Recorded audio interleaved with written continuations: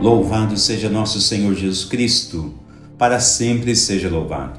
Querido povo de Deus, Evangelho do dia, segunda-feira, dia 30 de outubro. O Senhor esteja convosco, Ele está no meio de nós. Proclamação do Evangelho de Jesus Cristo segundo São Lucas. Glória a vós, Senhor. Naquele tempo, Jesus estava ensinando numa sinagoga em dia de sábado.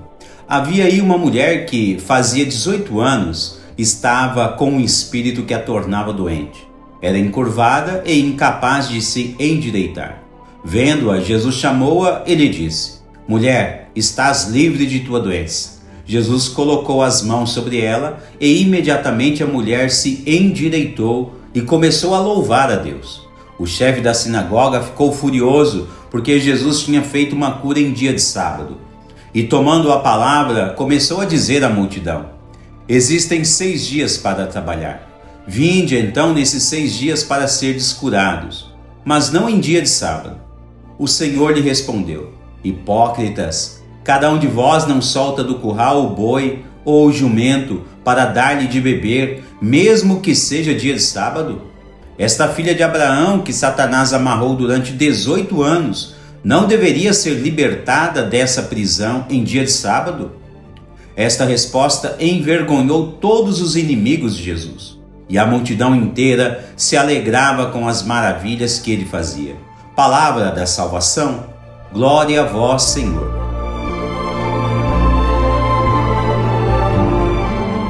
Querido povo de Deus, o quadro litúrgico de hoje nos apresenta uma visão que, se for olhada de forma superficial, parece simplória.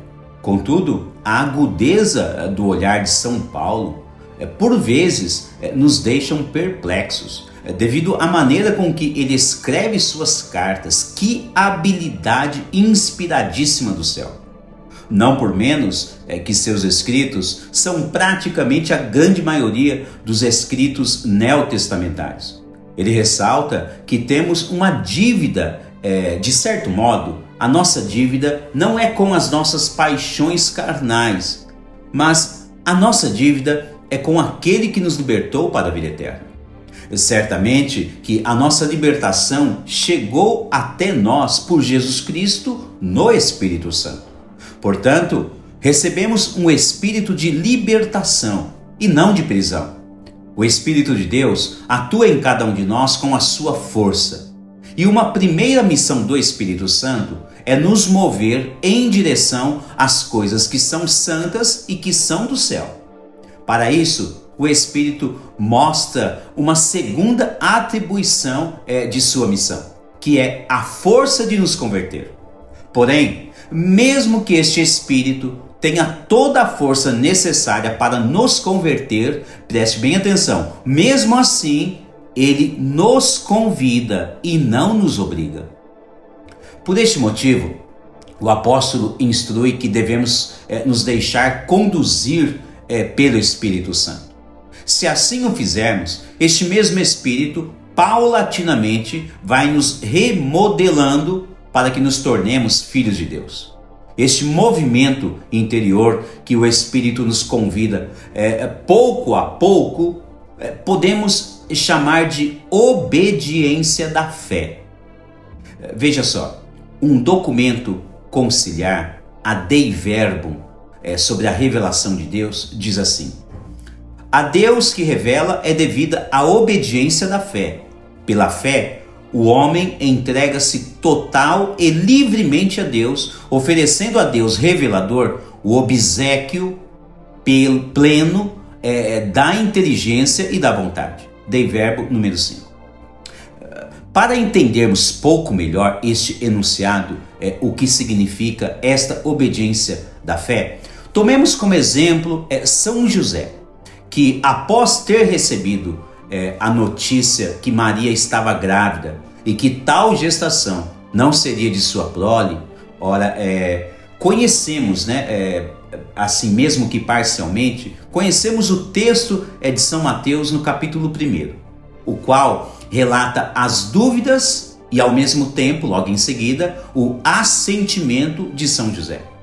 São José, naquela ocasião, foi visitado pelo anjo Gabriel em sonhos que explicou a São José o que deveria acontecer, o que estava acontecendo com a sua futura esposa Maria.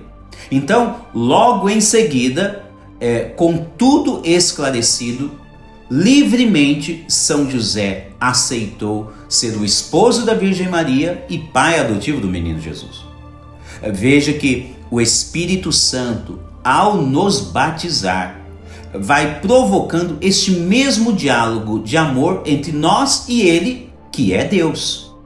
À medida que nós nos entregamos a Ele, vamos sendo libertados daquelas amarras antigas de Satanás. A obediência de fé é crucial para sermos libertos do pecado e ainda recebermos os benefícios que Deus tanto quer nos oferecer. O Evangelho de hoje nos mostra esta explicação em sua prática. Jesus está na sinagoga e percebe que uma mulher precisa ser libertada de um espírito maligno que a tornou doente há 18 anos. Veja que, mesmo diante de seus perseguidores, Jesus demonstra que devemos sempre agir com parresia, com coragem, sermos pessoas francas, sem medo. Jesus chama a mulher ao centro da sinagoga. Recordemos, mais uma vez, que ela estava presa há 18 anos por um espírito maligno que a deixou encurvada. Além de outros detalhes nesse cenário, Jesus nos ensina que existem tipos de enfermidades que têm uma origem maligna. E tais enfermidades podem ser curadas pela oração de fé. Lembremos também que em outra ocasião, Jesus, ao enviar os seus discípulos, ele confere a todos eles o dom de curar pessoas enfermas e também de expulsar os espíritos malignos. Agora voltemos aqui na sinagoga, onde Jesus chamou a mulher próximo a ele, ao centro da sinagoga. A mulher ouviu Jesus e foi até onde ele estava. Ela está obedecendo pela fé, a mesma obediência de fé que acabamos de citar como exemplo na vida de São José. Significa que todas as pessoas são chamadas por Jesus para receber cura e libertação. Esta mulher citada, esta mulher encurvada, presa pelas garras de Satanás, representa cada um de nós, nos nossos tempos atuais. Essa mulher presa pelas garras de Satanás. Então, o que devemos fazer?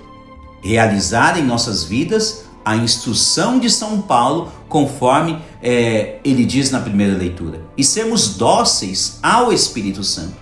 Deixarmos sermos pessoas conduzidas pelo Espírito de Deus. Mais ainda, devemos agir com parresia, com coragem, e mesmo diante de quaisquer que sejam as situações diárias que enfrentamos, devemos imitar os passos desta mulher que ouviu e obedeceu pela fé. O resultado do Evangelho foi um grande e verdadeiro milagre.